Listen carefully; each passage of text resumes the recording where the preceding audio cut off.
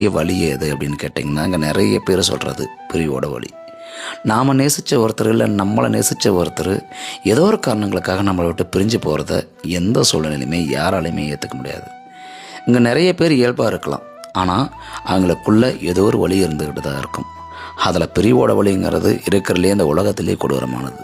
சரி, இதுக்கு நான் என்ன பண்ணலாம், இது எப்படி இந்த வரலாம் அப்படின்னு கேட்டால், நான் அந்த நேரத்தில் உங்களுக்கு ஒன்று தான் சொல்கிறேன். என்ன விஷயம் உங்களுக்கு கிடைக்கணும் இருக்குது அது கிடைக்கும், கிடைக்காதுன்னு இருந்தால் அது கிடைக்காது. உங்களை பிரிஞ்சு போனது எல்லாமே உங்களோட நன்மைக்குன்னு எடுத்துக்கலாம். ஏதோ ஒரு காரணத்துக்காக அவங்க வாழ்க்கையில் அவங்க உங்களுக்குள்ளே வந்திருக்கலாம், அவங்க ஏதோ ஒரு மாற்றங்களை பண்ணியிருக்கலாம். அவங்களுக்கு கொடுக்கப்பட்ட கேரக்டர் அவ்வளோதான். இந்த வாழ்க்கையில் எல்லாருமே ஒரு கேரக்டர் ஆர்டிஸ்ட்டு தான். சிலர் நம்ம கூடவே பயணிப்பாங்க, சிலர் நம்ம கூட இருப்பாங்க, சிலர் கூட நம்ம கூட போயிடுவாங்க. ஏதோ ஒரு காரணத்துக்காக அவங்க உள்ளே வருவாங்க. வரும்போது ஏன்னு கேட்க முடியாது, போகும்போது ஏன்னு கேட்க முடியாது. அதனால் நம்மளை விட்டு போனவங்களுக்காக கண்ணீர் சிந்தலாம், அழுகலாம், நினைவு கூட வச்சிட்ருக்கலாம், அது நம்மளோட உரிமை.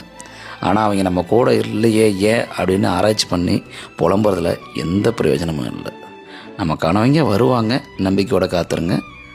அந்த நம்பிக்கை தான் வாழ்க்கை, அதை அப்படியே ஓடிக்கோங்க. இதுதான் எனக்கு தெரிஞ்ச ஒரு நிதர்சனமான யதார்த்தமான உண்மை. இதை உங்கள்கிட்ட பகிர்ந்துக்கணும்னு தோணுச்சு, அதனால் இன்றைக்கி பகிர்ந்துட்டேன். அப்புறம் வேறு ஏதாவது பேசினாலும் மறக்காமல் கமெண்ட்டில்